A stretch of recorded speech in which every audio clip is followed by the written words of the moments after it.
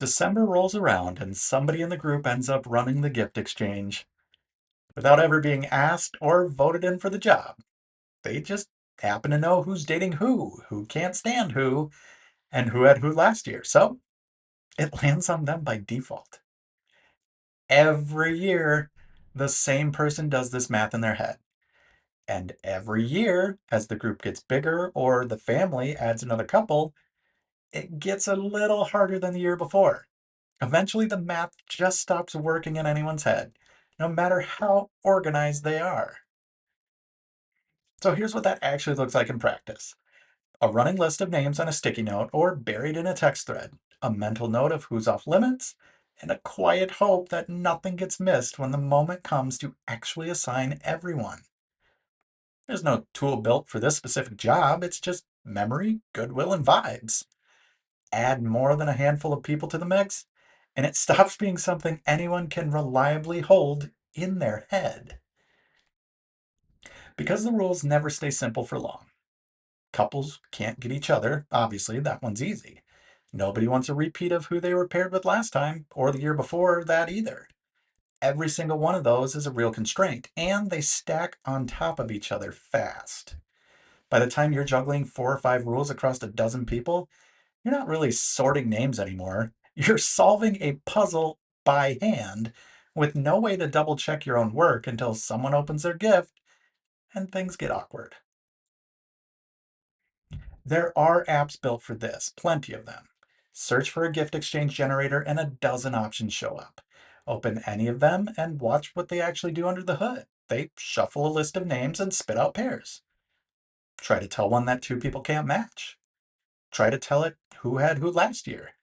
There's no field for that anywhere in the app because the concept of an exclusion rule was never built in to begin with. So the actual ask, stated plainly, went like this: get everyone in the group matched up, keep partners apart from each other, and don't let anyone repeat who they were paired with over the past 2 years. That's the entire brief, stated the same casual way you'd explain it to a friend over coffee. No spreadsheet formulas, no algorithm talk, nothing at all about how any of that should actually get solved under the hood. And that's really the whole point of this video. The outcome got described. The rules got described. How to actually satisfy all of it at once, that part was never specified by anyone. That's a real decision handoff.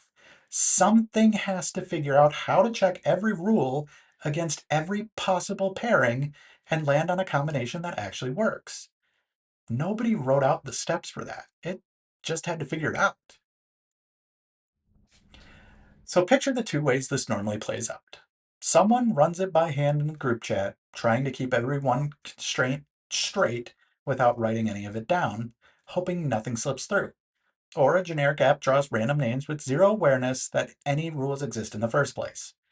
Neither one actually solves the problem people actually have. One's error prone because a person is doing constraint logic in their head. The other one's just blind to what the constraints entirely are. So here's what got built instead. And it's worth walking through slowly since this is the whole point of the video.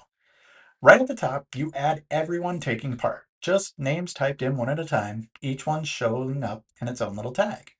Below that, exclusion rules. Pick 2 people who shouldn't be matched, a couple or whoever had each other last year, and add that as its own rule, again and again, for however many constraints actually apply.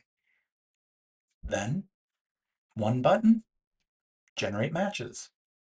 There it is. It's a working match list built around this exact group of 4 people and this exact set of exclusions, not some generic random draw that happens to include the right names.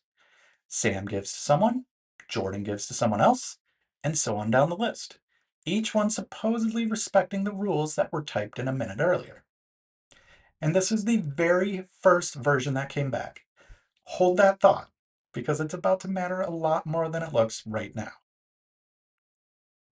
There's one thing worth saying before going further. This came out of AI making real decisions about how to actually structure and build this thing, working inside the brief it was given, not filling in some fixed template with new words. Ask for the same kind of tool yourself and you'll get something that works. It won't look identical to this one, right down to the layout and wording, and that's expected. Fresh decisions produce fresh results every time, which is exactly the point. Now, let's look at that match list again, closely this time. Riley gives a gift to Sam. Except Sam and Riley were specifically excluded from each other. Sam had Riley 2 years ago. That's exactly the history this tool was supposed to be tracking.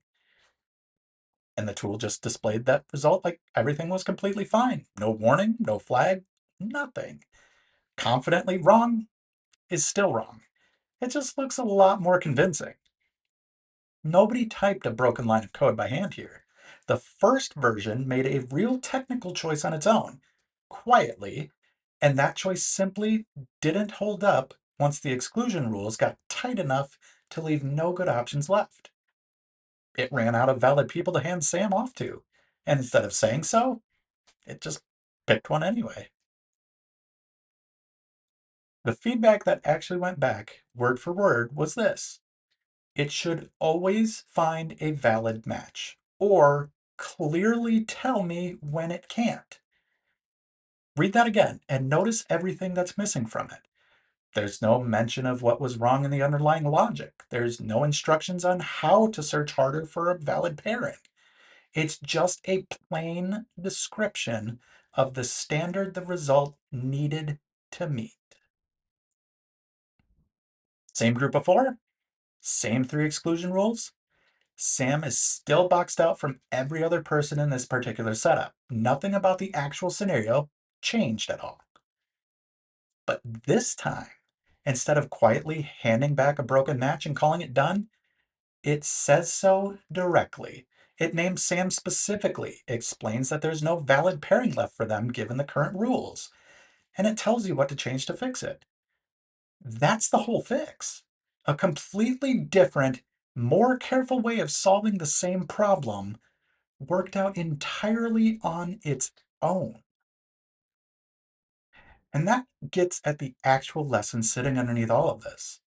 You're the client here. You're not the engineer. Describe the outcome you actually want. State the rules plainly, the way you'd explain them to a person standing right next to you. And expect it to speak up when something can't be done, instead of only showing up when it happens to succeed. So, what does this mean for you? Next time you need something built, resist the urge to think through how it should technically work first. Just describe the outcome and the constraints the same casual way you explain it to a friend. Then add one more line on top of that. Tell me clearly if this can't be done. Don't just guess and hand me something broken. That single sentence is doing a lot more work than it looks like it is. And it's the difference between a tool you can actually trust and one you have to double check every single time. If you want to see what else gets built this way, subscribe. We've got new builds every week. And if you're curious what AI could actually build for something specific in your life, just describe it in plain language and see what happens. You can find more over at eauclairai.com. Thanks for watching, and we'll see you in the next one.